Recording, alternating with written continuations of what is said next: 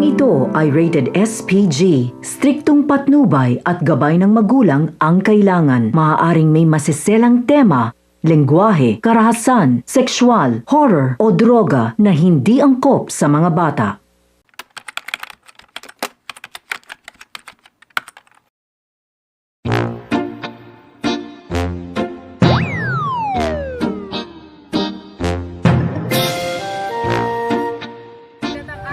Magandang araw Pilipinas. Ako si Linda Joses, maghahatid sa inyo ng mainit at nagbabagang balita. Balita natin ngayon tungkol sa pagtaas ng interest rate sa Pilipinas. Ayon sa Bangko Sentral ng Pilipinas, desisyon sila itaas ang interest rate upang kontrolin ang inflation. Ang inflation ay pagtaas ng presyo ng mga bilihin. Ang pagtaas ng interest rate ay maaaring magpababa sa konsumo at pamumuhunan. Kamusta na pala ang utang ni Mrs. Ilana? According to our records, 1 week na lang mag-due ng utang ni Mrs. Orlada. Miss Villanueva? Yes po, ma'am. Pwede siyang itawag si Mr. Tosis? Okay, sige po. Yes, ma'am. Good morning. Good morning. You may take your seat. Mrs. Tosis, ipaalala ko lang pala sa'yo kasi malapit na mag-due yung utang ni Mrs. Orlada. Sige ma'am, papaalala ko na lang po sa kanya.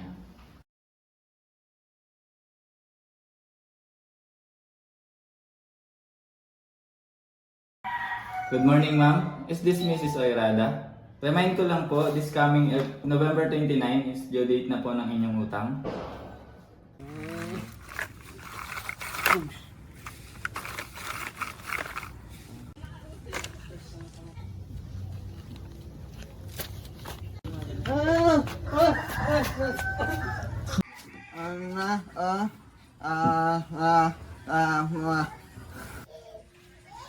Ano? Nangutang ka na naman? Para sa atin naman to Ay, lintik talaga buhay to.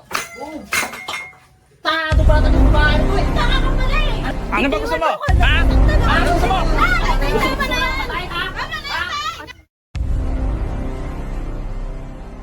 Attorney, pwede pa natin pag-usapan yung problema namin mag-asawa.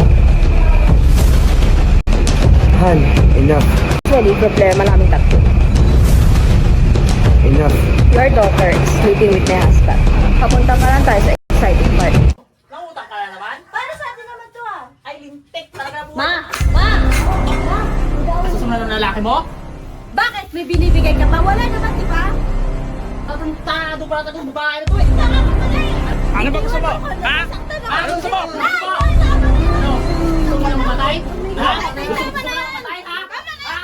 Good morning mga ma'am. Update ko lang po sa utang ni Mrs. Oirada. Hindi ko pa rin po nasingil kasi nag-aaway po sila. Kala ko nga po magpapatayan sila eh. Follow up na lang bukas. Tao po. Tao po. Nay, hindi maningil. Nak, sabihin mo nak, wala ko dito nak. Tao po. Tao po. Tao po. Tao po. Kasi. Tao po. Ano po yon? Si Mrs. Oirada po. Wala raw siya dito. Bakit?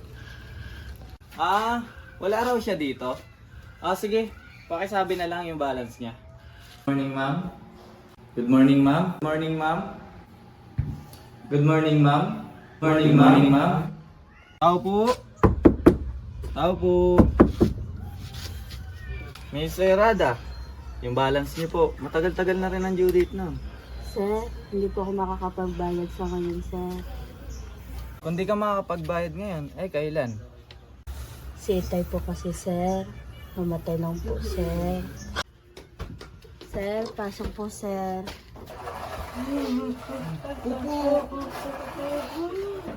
Ano pong kinamatay ni tatay? Na-stroke po, sir.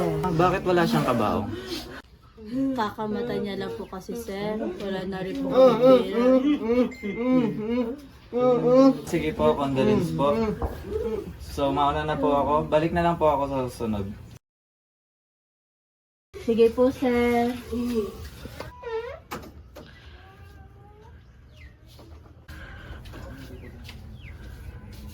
Ito ang kulit-kulit, sabing wag ano eh.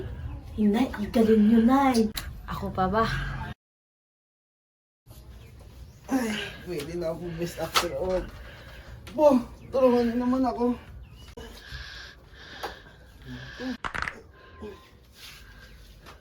Kamong kape.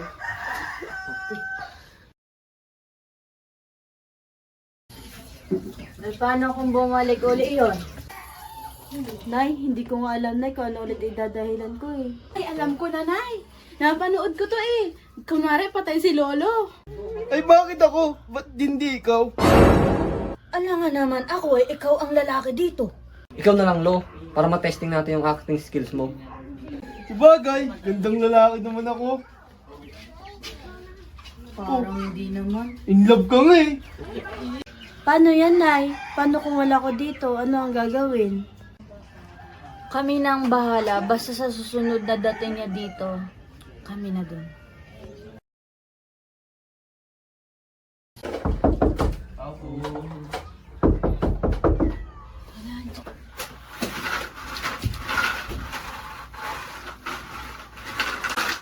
Ah.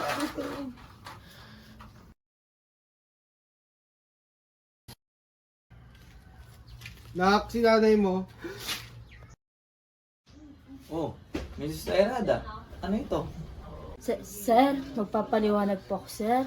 Pasensya na po talaga, sir. Ay, Mrs. Labag po ito sa ating napag-usapan. Eh, wala na po akong magagawa. Sa korte na lang po natin ito pag-usapan. Sir, wag, sir. Sir, wag. Sir, wag po, sir. Pasensya na po sir, bigyan niyo pa po kami ng isa pong pagkakataon. Ay, pasensya na po talaga, tay. Wala na po akong magagawa.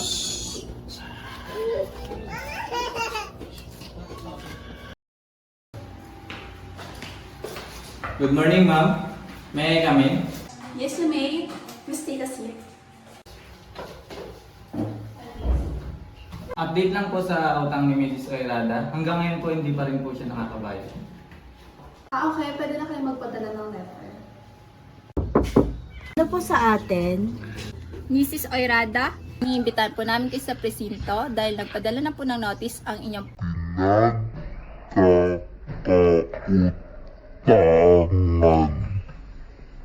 Yan ang nga bang sinasabi ko eh. Sige na, dalhin nyo na yan. Wala namang kwenta yan.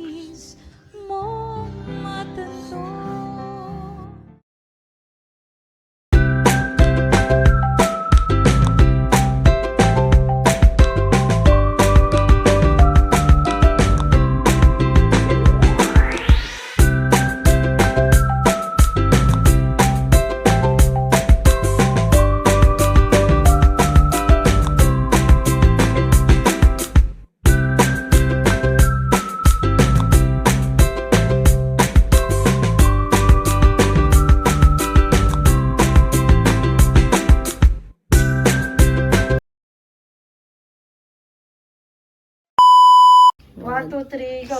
Aray, nasasaktan ako.